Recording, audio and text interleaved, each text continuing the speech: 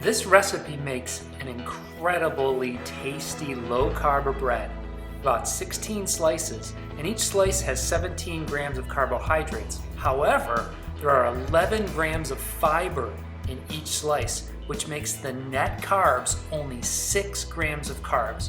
You could eat this bread all day and your blood sugar won't spike, and you'll be able to keep your weight down on your low-carb or keto diet.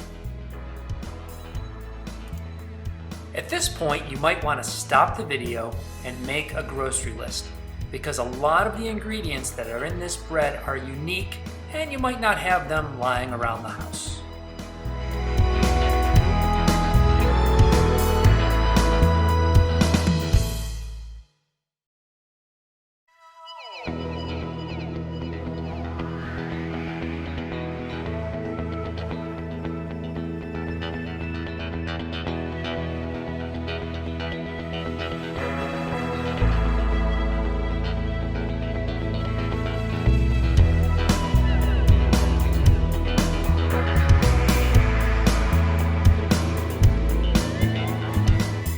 As you put your ingredients together, preheat your oven to 400 degrees.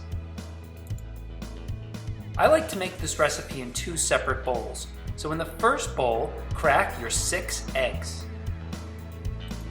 In the second bowl, you're going to put the dry ingredients, including 1.5 cups of almond flour, 5 tablespoons of coconut flour, 2 tablespoons of flaxseed, 1.5 tablespoons of psyllium husk, 1 teaspoon of baking soda.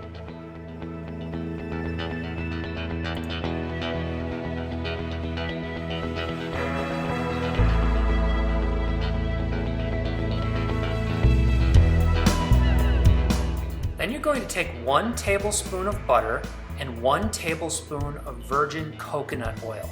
And you're gonna put it in a small pan or pot and heat it very slowly on extra low on top of your stove. It's very important that you melt the coconut oil and the butter just to the point where it becomes liquid. You don't want it to get too hot or it's gonna start cooking inside of the eggs when you add this to the eggs. So if you notice, I'm cooking it very slowly, and then I'm gonna turn it down the second it gets to like just before completely liquid. Then you wanna get your hand mixer and beat the eggs for 2 to 3 minutes. You want them to be very fluffy. This is very important. The first couple times I made this, I did not mix the eggs long enough and the bread turned out terrible. Once it's mixed for about 2 minutes, then you add the coconut oil and the butter from your stove and beat that into the eggs for about a minute.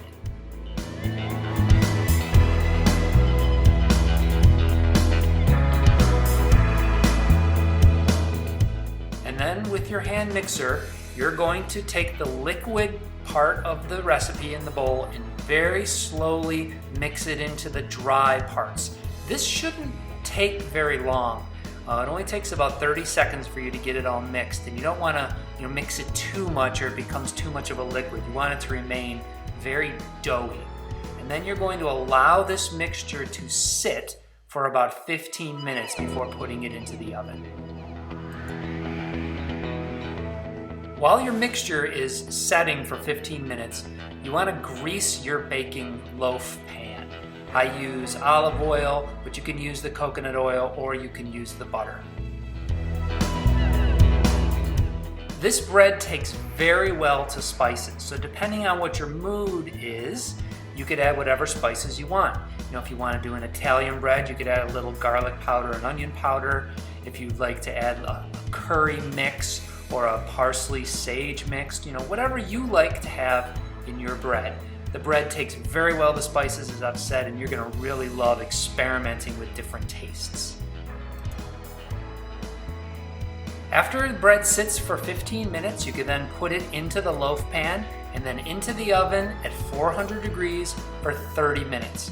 What you might wanna do is let it cook for about 25 minutes and then poke it with a toothpick to see if any liquid comes out on the toothpick. If the toothpick is coming out dry, then it's ready to go. If it's not, put it in for another 5 minutes.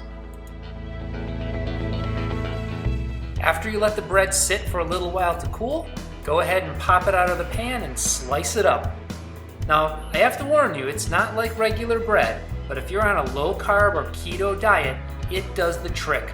A couple of slices of this with some butter or some avocado on it really satisfies your cravings for a slice of bread to go with your eggs in the morning, or to make a tuna fish sandwich or a grilled cheese sandwich.